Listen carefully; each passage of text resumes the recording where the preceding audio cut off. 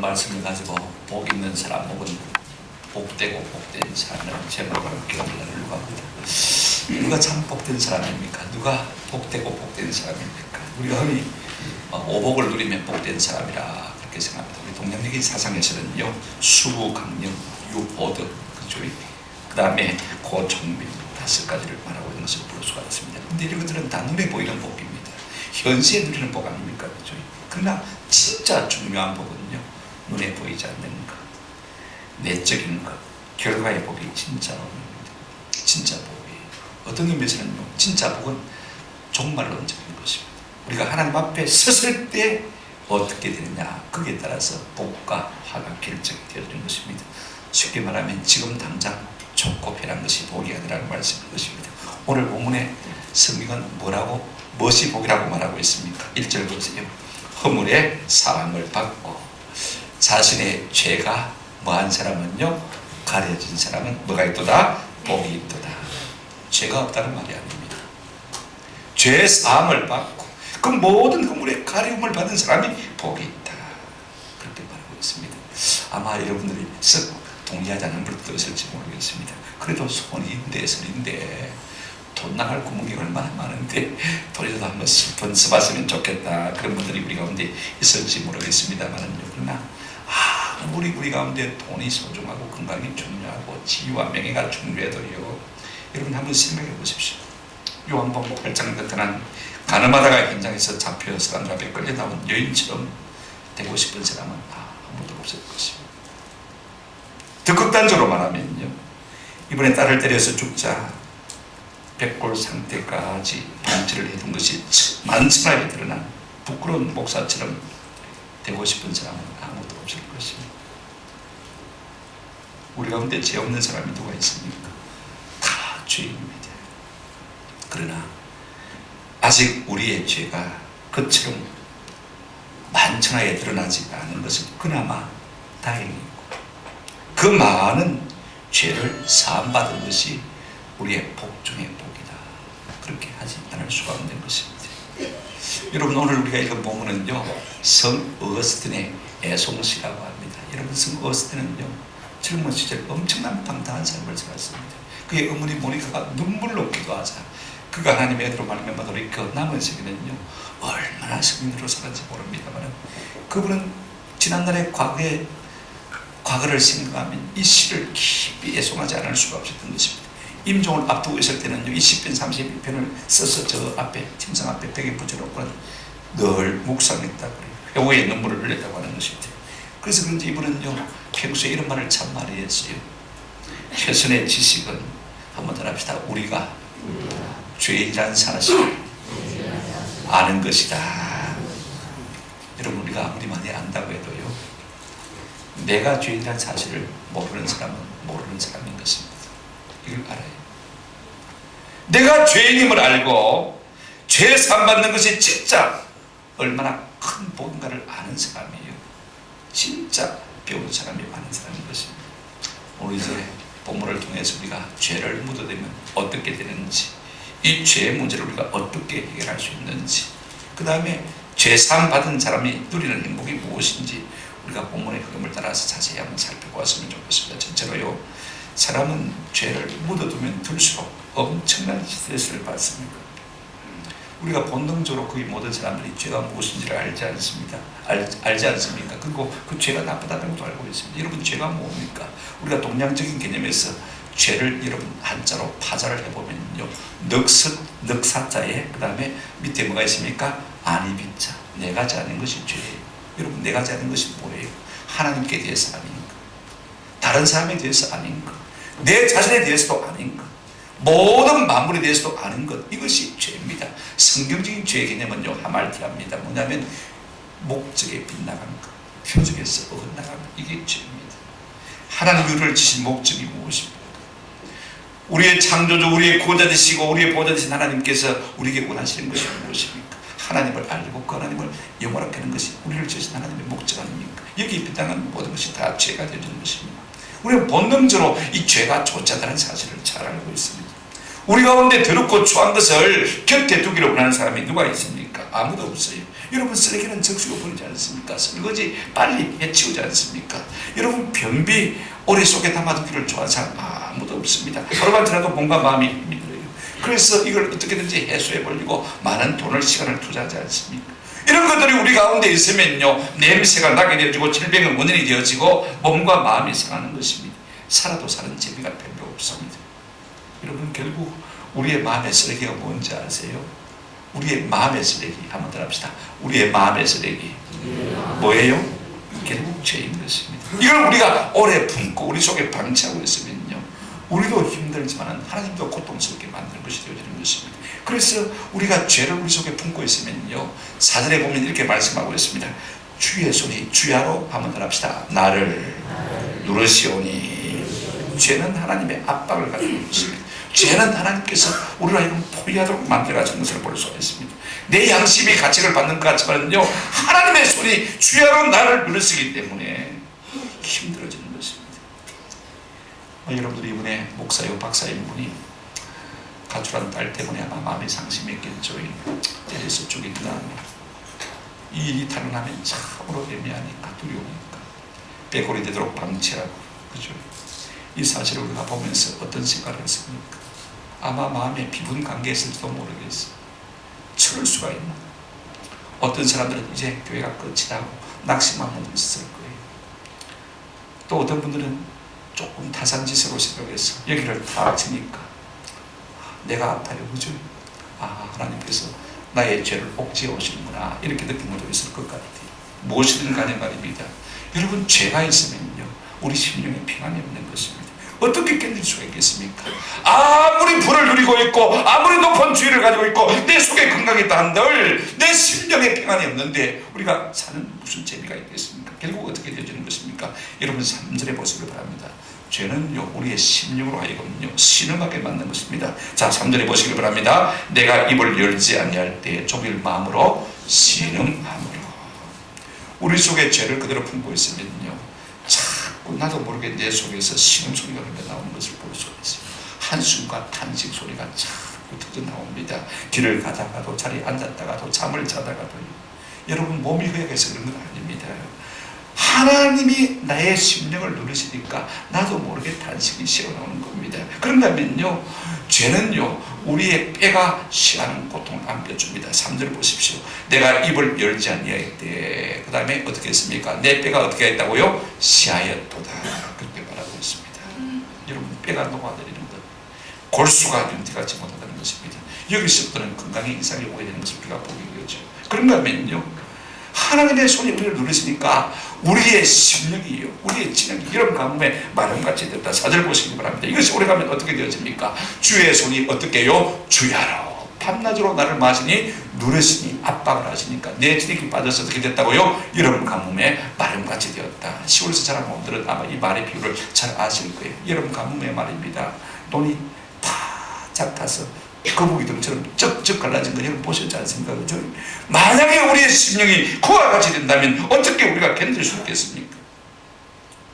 부천의 그 목사님을 생각하지 않을 수가 없습니다.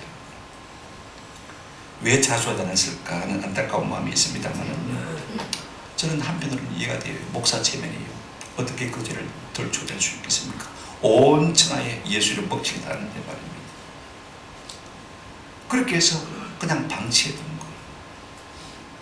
그 딸의 실제가 100골이 되는 동안에 아마 그 목사님의 마음은요 수천 번 수만 번 더 많이 말라 타들어갔을 것 같아요.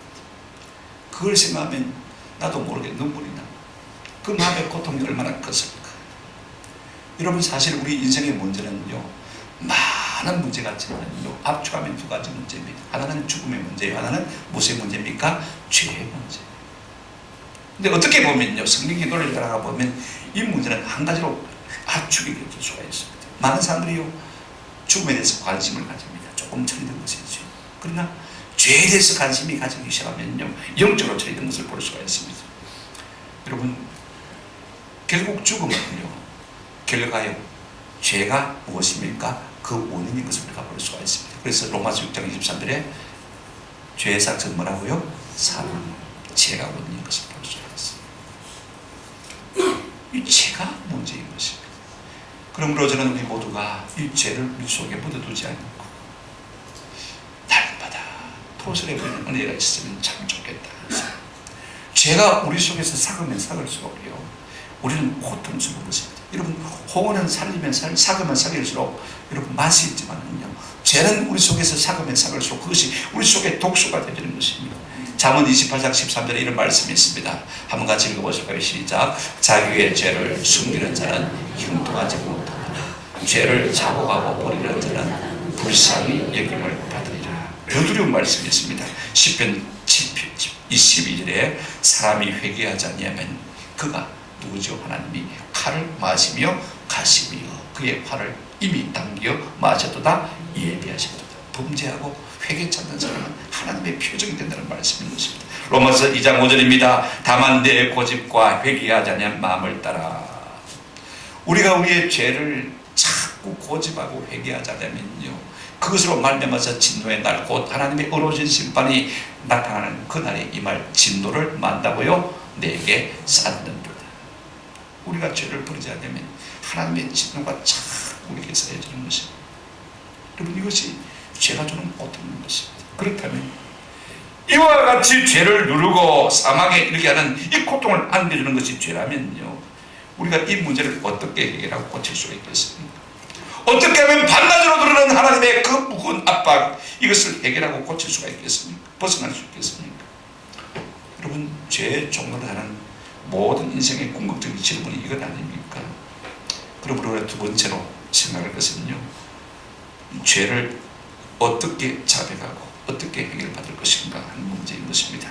여러분, 다윗을 통해서 배우십시다. 5절 6절 먼저 읽어드리겠습니다. 내가 이르기를 내 허물을 여호와께 자복하리라 하고 주께 내 죄를 아뢰고 내 죄악을 숨기지 아니하였더니 곧 주께서 내 죄악을 사하셨나이다. 6절입니다. 이로 말미암아 모든 경건한 자는 주를 만날 기회를 얻었어 주께 말지라 기도할지라 진실로 홍수가 범람할지라도 그에게 미치지 못하리이다. 여러분, 다윗이 어떻게 했습니까? 다윗은 죄를 하나님 앞에 자백하기로 결단했습니다. 5절 보십시오. 내가 이르기를 내 허물을 여호와께 자복하리라 하고, 누구에게 자복한단 말입니까? 하나님 여호와께. 여러분, 우리가 죄가 있을 때 누구를 바라봐야 하는 것입니까? 하나님을 바라봐야 되는 것입니다. 그 의미에서 하나님 앞에 우리의 죄를 토설할 것을 결단해야 돼요. 사람이 결단이 참 중요합니다. 그 결단이 참이면 참일수록요, 그 모든 실행 과정도 참으로 철저하게 되어버리고 있습니다. 결단이 흐릿한 사람은요, 실천도 흐릿한 것을 볼 수가 있습니다. 내가 내 죄를 자복하리라 하고 뜨겁게 결단했습니다. 그 다음에 어떻게 했습니까? 5절, 내가 내 주께 내 죄를 아뢰고 내 죄악을 맞아냈다고요? 숨기지 아니했다. 우리가 아무리 결단해도 실행에 옮기지 않는다면 아무 의미가 없습니다. 여러분, 다윗이 지은 죄가 뭐예요? 우리가 아는 대로는요, 우리의 아내 바세바를 자기 아내로 취한 것 아닙니까? 그죠? 간음죄를 저지르고 이걸 커버하기 위해서, 덮기 위해서 어떻게 했습니까? 그 남편 우리아를 갖다가 저 전망체 이스라엘에 보내서 전사하게 만들었습니다. 물론 자기가 직접 죽은 건 아니지만은요, 마음으로 이미 죽여버린 것을 볼 수가 있습니다. 여러분, 한 가지 죄를 지으면요, 그 다음에 파생적으로 계속해서 다른 죄를 짓게 되죠. 7계명을 위배했더니 6계명의 죄도 짓게 되어지고 7, 8, 9 계속해서 다른 죄들을 지어가는 것을 볼 수가 있습니다. 나중에 다윗은 시편 40편 12절에 이렇게 고백하고 있습니다. 수많은 죄악이 나를 둘러싸고 나의 죄악이 나를 덮침으로 우러러 볼 수도 없으며 죄가 나의 뭐보다 많음으로 머리털보다 많음으로 내가 낚시하였습니다. 우리는 두 가지 죄밖에 모르는데 다윗은 내 죄가 뭐보다 많다고요? 내 머리털보다 많다. 저는 제 서재에서 의자에 내려와서 종종 기도할 때 보면요, 내 바닥에 카페트에 머리카락이 그렇게 많은 줄 몰랐어. 어떤 때는요, 기도하다가 마치고 나면요, 꿇어 앉아서 그걸 주느라고 한없이 죽어내도 다음날 또 보면 또 있어. 주여, 내 죄가 머리털보다 많나이다 하는 탄식이 절로입니다. 그런데 다윗이 어떻게 되고 있습니까? 내 죄를 아뢰고 숨기지 않았다. 철저하게 토설했다는 말인 것입니다. 어느 정도로 그랬습니까? 여러분, 시편 6편 6절을 보시기 바랍니다. 저는 이 말씀을 참 좋아해요. 내가 단시간으로 피곤하였어. 밤마다 눈물로 내 침상을 마매요 비우며 내 뇨를 만다고요 적시나이다. 여러분 그렇게 기도해 본 적이 있습니까? 제가 시골 교회에서 우리 권사님은 한번 기도하고 나가면요 마룻바닥이 퉁퉁 불어요. 퉁퉁 불어요. 마루의 침상, 이 나무로 된 침상이 퉁퉁 불 정도로 눈물을 흘렸다. 내 뇨를 적십니다. 여러분 죄를 얘기해 본 사람은 압니다. 한 가지 죄를 얘기하다 보면요 죄가 꼬리에 꼬리를 물고 일어나가지고 계속해서 죄를 얘기해요. 들고 나면 또 일어나고 또 일어나고 그래서 하염없이 울고 그래도 또 있습니다. 여러분 다윗이 우리의 안에 바스바를 취한 다음에 참여한 통의 시가 시편 51편이 있지 않습니까? 여러분 집에 가시면 한번 좀 읽어보시기 바랍니다. 여러분 다윗이 위대한 것은요 그가 전혀 죄가 없기 때문에 결단권입니다. 그가 죄를 지었음에도 불구하고 하나님 앞에 고백하고 자백했기 때문에 그의 위대함이 있는 것을 볼 수가 있습니다. 근데 여러분 중요한 것은 이것입니다. 회개가 좋은 것은요 그 끝이 좋기 때문입니다. 과정은 힘들지만은 말입니다. 이 다윗이 철저하게 하나님 앞에 죄를 회개하고 고백했더니 그 다음 결과가 어떻게 됐습니까? 5절 끝에 한번 여러분 보시기 바랍니다. 같이 읽겠습니다. 내가 내 주께 죄를 아뢰고 내 죄악을 숨기지 아니하였더니 그 다음부터 시작. 곧 주께서 내 죄악을 사하셨나이다. 아멘. 죄 사함 받았다고 그래요. 여러분 어떻게 죄 사함 받은 것을 알 수가 있습니까? 내가 하나님 앞에 고백했어요. 고소했어요. 그런데 하나님이 내 죄를 사했다는 것을 우리가 어떻게 알 수가 있습니까? 한번 더 합시다. 마음의 평안함과 감사와 찬양과 기도가 터집니다. 어떤 장로님 임종을 앞에 두고 병상에서 앉아서 하나님 앞에 기도하고 하나님 이 죄도 사해 주시고 저 죄도 사해 주시고 자꾸 눈물로 통해하며 회개할수록 하나님께서 말씀하십니다. 이미 내가 죄를 사했다. 이미 내를 주었다. 그러니 하나님 은혜에 너무 감사해서 또 울다 말고도 하나님을 찬송하는 거예요. 목사님이 그 모습을 가만히 지켜보았습니다. 실성한 사람처럼 울다가 웃다가 기도하다가 찬송하다 그러거든요. 그래 한참을 기다리다가 장로님을 불러서 장로님 마고 계십니까? 회개하고 있지. 그런데 회개하면 회개할수록 하나님께서 내 죄를 다 사했다고 말씀해 주셔서 얼마나 또 감사한지 찬송하고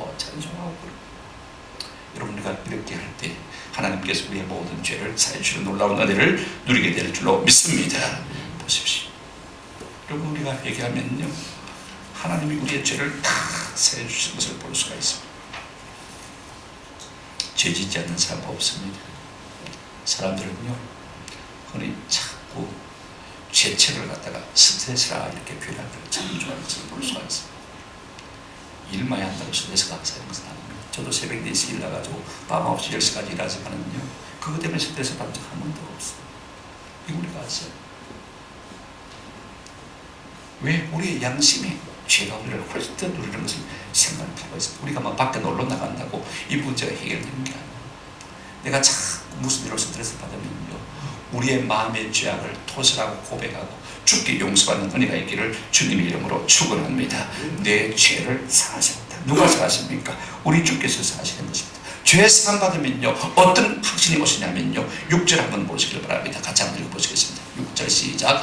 이로 말미암아 모든 경건한 자는 주를 만날 기회를 얻어서 주께 기도할지라 진실로 공수가 범람할지라도 그에게 미치지 못하니이다.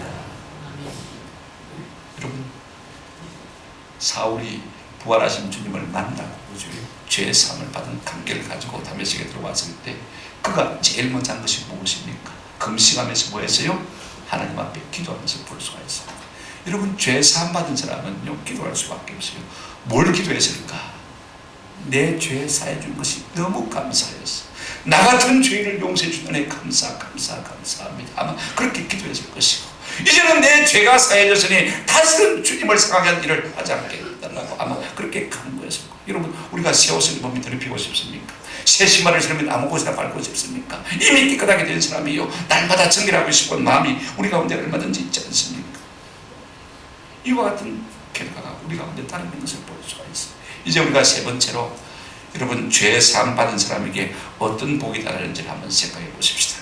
자 6절 하반절을 보시면 이로 말미암아 진실로 홍수가 범람할지라도 그에게 미치지 못하이다. 그 다음에 7절 상반절 같이 한번 보실까요? 주는 나의 은신처리오니 환난에서 나를 맞이고요 보호하시고. 여러분, 우리 주님께서 우리의 죄를 사하시면 우리의 모든 죄와 죄책까지 다 지하시는 것을 볼 수가 있습니다. 자, 여러분 생각해 보십시오. 내가 죄 용서하지 받지 못한 죄이라면요, 홍수가 나게 되어지면 1번으로 죽어야 될 사람이 누굽니까? 홍수에 떠밀려 내려가서 누가 죽어야 되겠습니까? 우리가 상식적으로 생각할 때 누가 죽어야 됩니까? 죄인인 내가 죽어야 되는 건 마땅하지 않습니까? 한번 생각해 보십시오. 전염병이 돌고 전쟁이 일어나고 경제가 어려워지고 사건 사고가 날 때 여러분 누가 왜 먼저 죽는 것이 마땅하다고 생각합니까? 죄인이 죽어야 죄인. 그런데 놀라운 것은요, 홍수가 진실로 범람할지라도 그 홍수가 그 죄인에게 미칩니까? 안 미칩니까? 죄 사함받은 사람에게는 미치지 못한다, 그렇게 말하고 있는 것을 볼 수가 있습니다. 근데 우리가 기도하고 죄 용서 받아도요, 이런 확신이 잘 들잖아요. 근데 여러분 성경을 보시길 바랍니다. 자, 진실로라는 부사가 참 중요합니다. 영어로 sure, 히브리어로 락라는 말인데요, 한번 더 합시다. 그럼에도 불구하고 홍수가 범람해도 결탄코 그에게 미친다 안 미친다? 미치지 못한다. 죄 사함받은 사람에게는요, 하나님께서 모든 죄벌도 다 지하신다고 말씀하고 있습니다. 왜 그렇습니까? 이미 죄를 사했기 때문인 것입니다. 우리가 우리의 죄를 자백하면요, 우리 주님은 우리의 모든 죄를 사하시는 것입니다. 이사야 43장 25절에 보시길 바랍니다. 나하고 나는 나를 위하여 내 허물을 많은 자니 도말하는 자니 내 죄를 마주하니 아니라 기억하지 않는다. 우리 하나님은 하나님의 이름과 명예를 걸고 우리의 죄를 도말하시고 우리의 죄를 기억하지 않는다고 했습니다. 도말한다는 말이 무슨 말입니까? 페인트를 가지고 싹 칠해버리면 안에 있는 거 보입니까? 안 보입니까? 안 보이잖아요. 그 다음에 기억하지 않는다는 말이 무슨 말입니까? 당신은 맞이한다는 말입니까? 낚시질하라는 것입니다. 여러분, 부부싸움에 화해가 됐어요. 용서했어요. 그죠? 그러고 난데 또 그 일이 또 벌어지면 어떻게 합니까? 당신이 이번에 몇 번째야? 한 번만 하면 100번째. 히스테리컬 하는 게 되는 게 아니고 히스토리컬 하게 되죠. 자꾸 낚시를 해서 끄집어냅니다만은 한번 더 합시다. 우리 하나님은 기억도 안 하십니다. 왜 그렇습니까? 그것이 하나님의 속성입니다. 더 놀라운 말씀이 있습니다. 시편 86편 5절, 이것들 한번 꼭 읽어보십시다.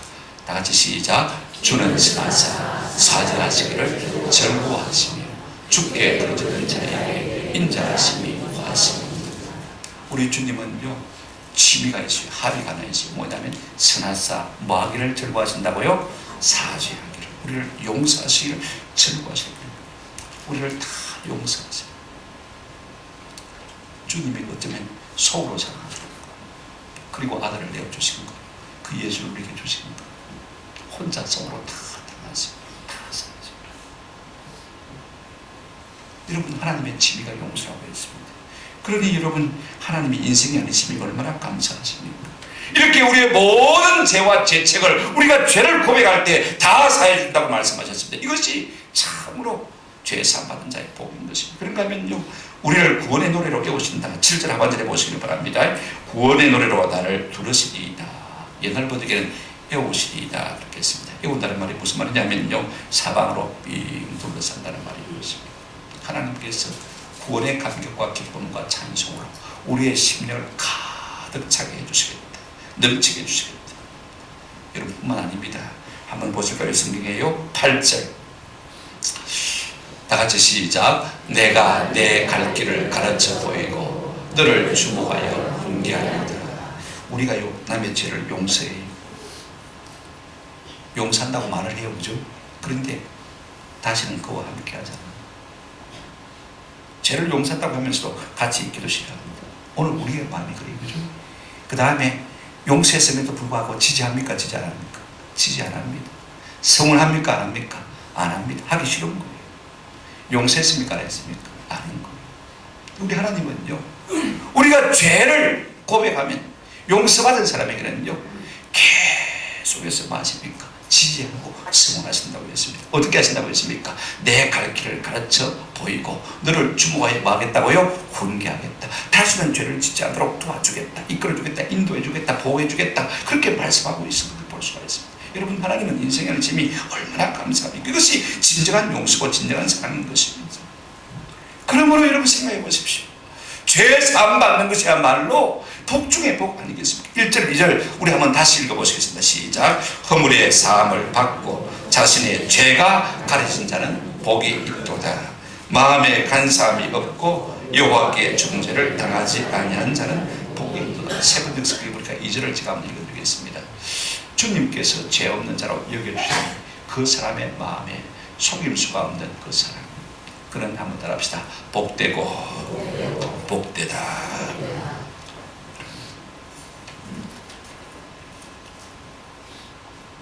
우리가 죄 사함 받은 사람입니다. 근데 이 죄 사함 받은 것을 오용할 수가 있어요.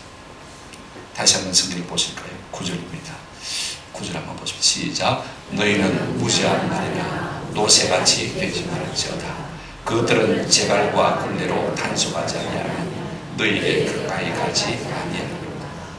아이고 죄 지어 고백하면 용서받는데 또 죄 짓고 또 고백하면 되지 또 용서받을 경우, 여러분 이런 마음 같이 받아는 것이고, 그 사랑 받은 사람은요 다시는 죄 짓고 싶잖아요. 그 사랑이 더 중요하기 때문에 너희는 무지한 말이나 노새같이 되지 말라.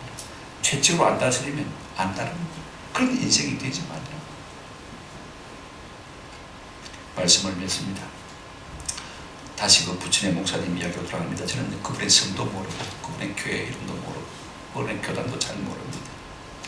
사실 뭐 그럴지라도 그 목사님 일로 말미암아서 제 자신이 여러분 앞에 목사로서 하나님과 또 교회 앞과 세상 앞에 입이 뵙기라도 사실 할 말이 없습니다. 정말 죄송합니다. 아마 여러분도 많이 놀랐을 것입니다. 아마 피분 관계했을 것 같고요.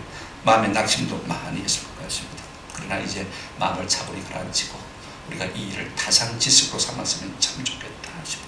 우리 역시 얼마든지 그와 같은 상황에 빠졌더라고요. 아니 여러분 아니고 제 자신이 그와 같은 상황에 빠졌더라도요 저도 그럴 수밖에 없을 것 같은 생각이 많이 들어요. 자, 목사 아닙니까? 아이를 초달했어요. 죽어버렸어요. 어떻게 그걸 친구하겠습니까? 그러니 잘 밀고 그냥 식체가 100권이 되도록 방치했던 것이지. 본체가 암으로 죽고 아마 처녀 결혼을 한 것 같아요. 그러니 아이들이요 그 처녀 엄마에게 쉽게 증언할 수 있겠습니까? 자기가 낳아서 키워보지도 못했는데 여러분 아마 서로 간에 갈등이 많았을 거예요. 그러니까 큰애도 작은애도 다 뿔뿔이 던지고 막내 하나 데리고 살았는데 말입니다. 그 아이도 적응을 못합니다. 자꾸 가출을 합니다. 그러면 그럴수록 아버지의 심정은 더 타들어갔을 거예요. 결국은 약한 아이 편에 서지 못하고 강한 아내 편에 서서 애매한 아이만 메타작을 한 것입니다. 여러분, 이것이 우리 인생. 강한 자 앞에서는 꼼짝을 못하고 약한 자 앞에서만 큰 소리 치는 우리 인생 아닙니까?